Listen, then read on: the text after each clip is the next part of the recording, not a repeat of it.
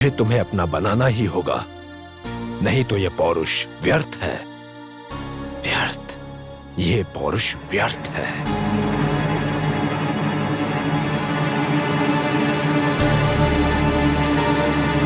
परम सुंदरी, तुम्हारे अद्भुत रूप को देखकर पराक्रमी सांबा तुम्हारे वश में हो चुका है। तुम्हारी हर इच्छा पूरी करूंगा।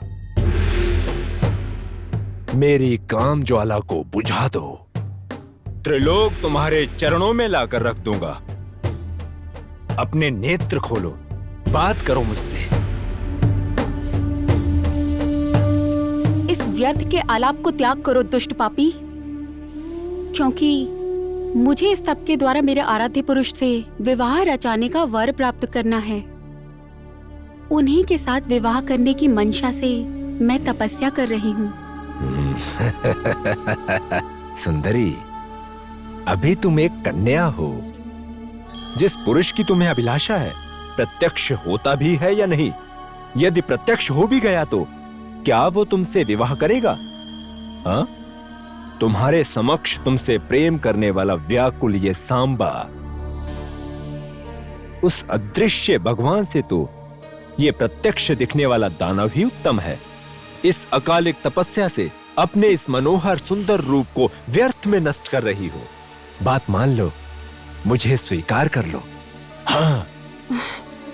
जो नारी एकांत में अपनी तपस्या में लीन हो, उसे पीड़ा पहुंचाने की दुष्टता देखकर प्रतीत होता है तुम्हें धर्मचारण का पूर्णतः ज्ञान नहीं है।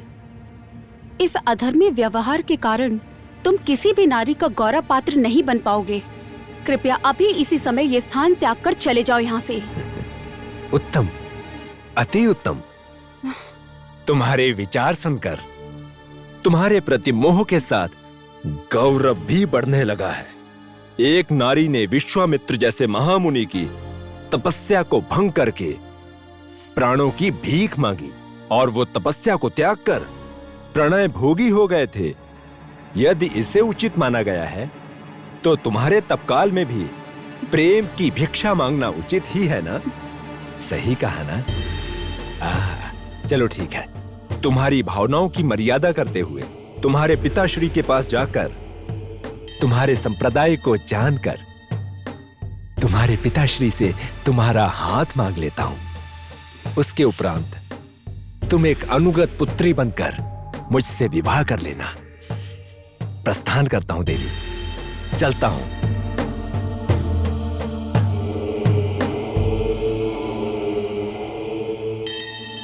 सांबा, मेरी पुत्री के इच्छा के विरुद्ध किसी और के साथ उसके विवाह करवाने का प्रश्न ही नहीं है। उसने जिसके साथ विवाह करने का संकल्प लिया है और जो तप वो कर रही है उसमें उसकी मैं सहायता करूंगा, पर अन्य पुरुष से विवाह करने के लिए कदापि नहीं कहूंगा। महाराज, शिशु जब अविवेक की भांति कुछ निर्धारित करते हैं तब आप जैसे अभिज्ञ व्यक्ति को समझना चाहिए, न कि अविवेचना की पुष्टि करनी चाहिए। रेगिस्तान के मृगमारिच को जल समझकर पकड़ने वाले भ्रमित व्यक्ति को मार्गदर्शन करा के उसे सम्यक ज्ञान प्रदान करना आपका कर्तव्य है, परंतु आप अपना कर्तव्य नहीं निभा रहे। सांबा, हमें अपने कर्तव्यों का और धर्म नीति का पाठ पढ़ाने की धृष्टता मत करो। मेरी पुत्री ना तो रेगिस्तान में है और ना ही वो किसी भ्रम जाल में है। नित्य सत्य संकल्प रूपधारी महाविष्णु को प्राप्त करने की उसकी जो इच्छा है वो अनुचित नहीं है। पथ भ्रांत करके दूसरे मार्ग दिखाने की आवश्यकता नहीं है और इसीलिए तुम्हें इस विषय में बात करने की कोई आवश्यकता नहीं है। तुम यहां से प्रस्थान करो। महाराज, महाराज, आपकी प्रत्येक बात को मन में रखकर उसकी मर्यादा रखते हुए एक वचन कहना चाहता हूं। कृपा करके वचन को श्रवण करें। ठीक है, शीघ्रता से तुम अपनी बात कहो और यहां से प्रस्थान करो। हमें राजकाज के कई आवश्यक कार्य करने हैं, तो शीघ्र कहो और यहां से प्रस्थान करो। यदि किसी और ने यह बात कही होती तो इसी क्षण उसका सर धड़ से अलग कर देता मैं, परंतु मेरी मनोकामना सिद्ध करने के लिए मैं अभी शांत हूं। सांबा, तुमने कहा कि तुम्हें कुछ कहना है, तो फिर अब मौन क्यों खड़े हो? शीघ्र कहो और जाओ यहां से। जो आज्ञा महाप्रभु। यदि आपकी पुत्री की तपस्या किसी कारणवश भंग हो गई और उसे अपना पति ना मिले, यदि महाविष्णु को प्राप्त करने में वो विफल हो जाए, तब उसका दूसरा विवाह करवाकर उसका जीवन व्यर्थ ना होने दे। तब इस पराक्रमी सांबा से अपनी पुत्री के विवाह के बारे में आपका क्या विचार होगा? सांबा, तुम दिन में तारे गिनने का कार्य कर रहे हो। मेरी पुत्री की अपरिमित शक्ति का तुम्हें किंचित ज्ञान नहीं है, बिल्कुल नहीं है, और वो जानने की योग्यता भी नहीं है। तालाब की मछली अगर आकाश के नक्षत्र को छूना चाहे और इसलिए वो बाहर आ जाए तो क्या होगा? भूमि पर आते ही प्राण निकल जाएंगे। और आकाश को छूने की यही मूर्खता तुम भी कर रहे हो।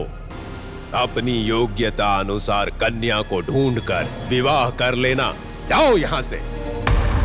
तुम्हारे मूर्खता से भरे प्रलाप को सुनकर क्रोधित न होकर मैंने तुम्हें शांति से उत्तर दिया, इसे अपना भाग्य समझो। अगर किसी और ने यह प्रलाप किया होता तो वो तुम्हारी तरह जीवित खड़ा ना होता। उसी क्षण मैं उसे दंड देता। अगर तुम पुनः ये प्रस्ताव लेकर आए तो तुम्हें भी दंड मिलेगा। नहीं, मैं पुनः नहीं आऊंगा। जा रहा हूं, प्रस्थान कर रहा हूं।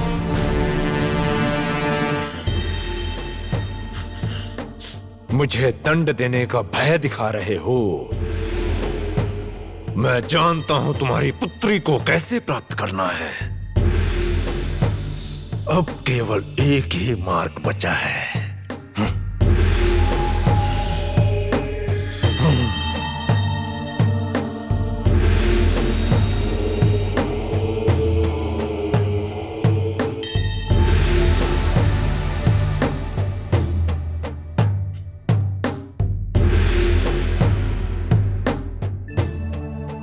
सुंदरी, तुम्हारे पिताश्री ने तुम्हारा विवाह मेरे साथ करवाने की अनुमति नहीं दी।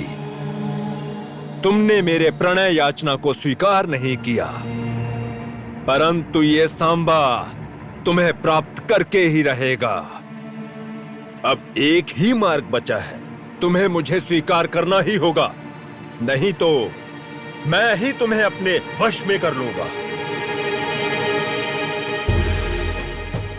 वेदवती, देखो, सांबा आ गया है। हाँ, तुम्हारे सौंदर्य से मुग्ध होकर मैं पुनः आ गया। तुम्हारे संप्रदाय और भावना को समझते हुए मैंने तुम्हारे पिता के आगे विवाह का प्रस्ताव रखा। बड़ी प्रसन्नता से उन्होंने अपनी सम्मति दी।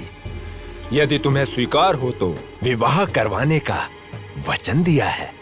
एक ही कार्य बचा है, तुम्हारी सम्मति। सुंदरी, सुंदरी, इस पूर्ण जगत में जो सुख तुम्हें कोई पुरुष नहीं दे सकता वो मैं दे सकता हूं। जब तक बदन में प्राण है किसी और नारी को नेत्र उठाकर नहीं देखूंगा। मेरे नेत्रों में केवल तुम्हारे प्रेम की प्रतिछवि रहेगी। जो भी तुम्हारी कामना या अपेक्षा होगी, भू पर हो या किसी और लोक से, मैं पराक्रम से उसे जीत कर ले आऊंगा। इतना ही नहीं, अपने प्राणों के बदले में भी उसे जीत कर लाऊंगा। मेरी बात सुनो सुंदरी, कृपया मुझसे विवाह कर लो। सुनो दुष्ट पुरुष, मैं भली भांति जानती हूँ कि तुम्हारी इस तुच्छ कामना को मेरे पिताश्री कदापि सम्मति और स्वीकृति नहीं देने वाले। तुम में और तुम्हारे संस्कारों में धर्म नाम का कोई अंश नहीं है, और साथ ही सत्य भी नहीं है, जो कि तुम्हारी वाणी से ये प्रतीत होता है। तुम चाहे कितने ही जन्म क्यों ना ले लो, परंतु मेरे जैसी स्त्री का हृदय तुम कभी नहीं जीत पाओगे। तुम कदापि सफल नहीं हो सकते हो। इसलिए इसी क्षण यहाँ से तुम्हारी जाने में भलाई है। अगर मेरे पिताश्री को यह ज्ञात हुआ कि तुम मुझे कष्ट दे रहे हो, तो उनकी क्रोधाग्नि में जलकर तुम भस्म हो जाओगे।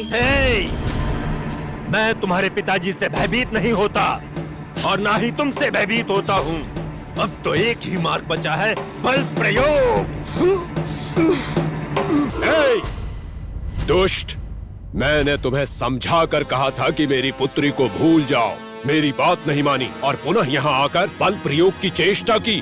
मैं तुम्हारे प्राण ले लूंगा। उसके पूर्व मैं ही तुम्हारे प्राण ले लूंगा।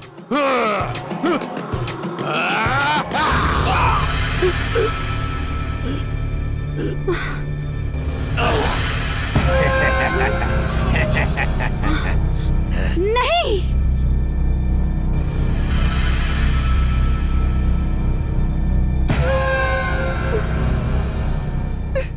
पिताश्री।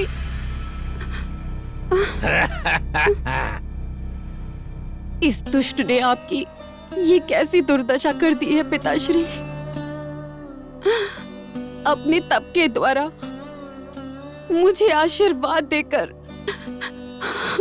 प्रतिक्षण मेरी इष्ट की चिंता में मग्न रहे हैं और अब मेरे तप की रक्षा करने के लिए आपने अपने प्राणों का त्याग भी दे दिया पिताश्री, त्याग भी दे दिया।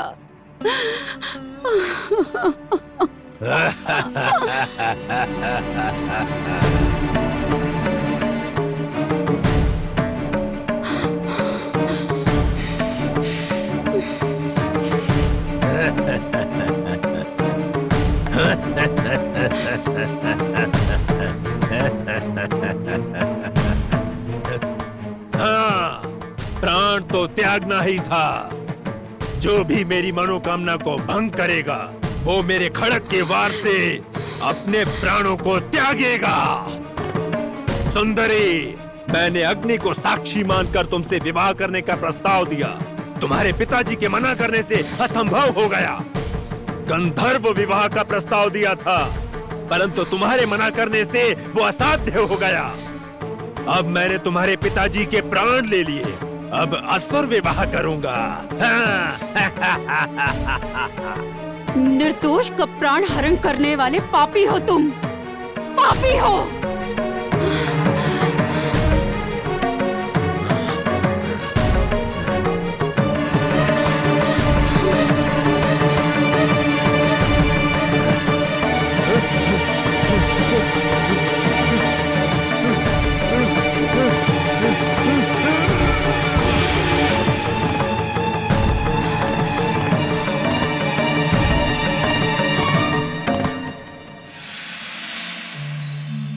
देवर्षि, आपके कथन अनुसार उस पापी सांबा को अपनी दृष्टि से वेदवती ने भस्म करके अपने तप को पुनः आरंभ किया, तो क्या श्रीमान नारायण उन्हें पति के रूप में मिले?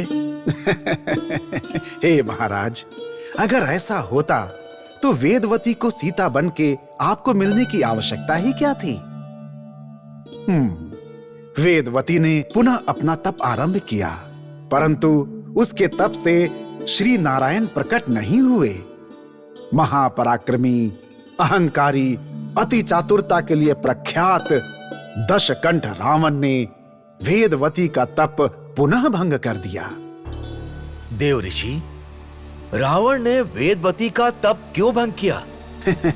जैसा कि मैंने कहा, रावण अपने तपोबल और पराक्रम में महाअहंकारी हो गया था। उसने इंद्र के अमरावती पर आक्रमण कर दिया और तब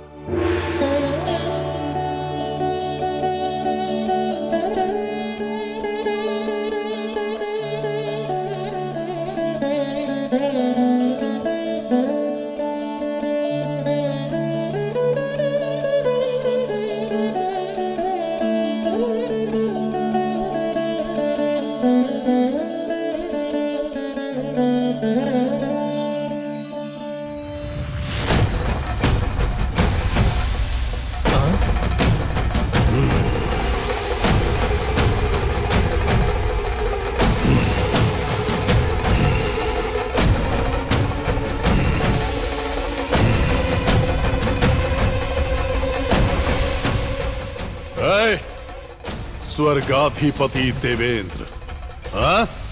रावण के साथ युद्ध करने का दुस्साहस करके यहाँ पर छुप के बैठा हुआ है तू? ये स्वर्ग मुझे सौंप के मेरी शरण लेके मेरे आदेशों का पालन किया तो तेरी मृत्यु बच जाएगी। हे रावण, चुप हो जाओ। तुम कभी मेरे मित्र नहीं बन सकते। उस विष्णु की सहायता लेकर, उसे कभी सिंह बनाकर, कभी वराह बना के, कभी वामन बना के, तुम्हें जिसने हराया हो उसे मारने वाले कुतंत्री हो तुम। हाँ, बल में, पराक्रम में तुमसे कहीं अधिक वीर और पराक्रमी पुरुषों के साथ तुम जैसे व्यक्तियों के साथ मित्रता कभी नहीं हो सकती। हाँ, क्या केवल तुम्हें ही स्वर्ग भोग का अधिकार हो सकता है? हाँ? तुमसे कहीं अधिक उपयुक्त और वीर तुम्हारा दास बनकर तुम्हारी सेवा कर रहे हैं। स्वार्थी, तुम सब स्वार्थी हो। नहीं रावण, नहीं, तुमने गलत समझा है। तुम्हारी तपनिष्ठता की परीक्षा लेने के लिए हमें वो सब मेरे तपोबल के प्रकोप से अपने स्वर्ग को खो जाने के डर को दूर करने के लिए तुमने कितनी बार मेरा तप भंग करने का प्रयत्न किया। अब ये स्वर्ग मेरा है। तुम्हारा ये स्वर्ण सिंहासन अब मेरा है।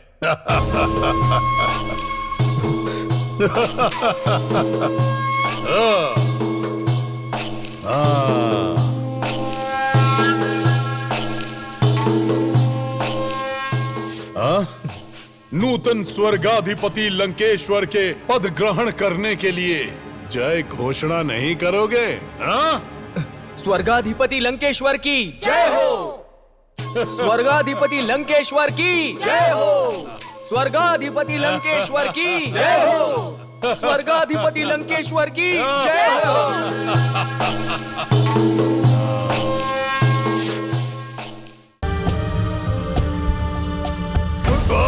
इस दशकंठ रावण के लिए असाध्य जैसा कुछ भी नहीं है।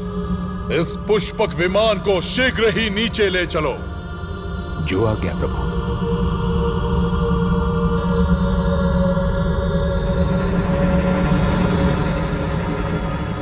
आहा,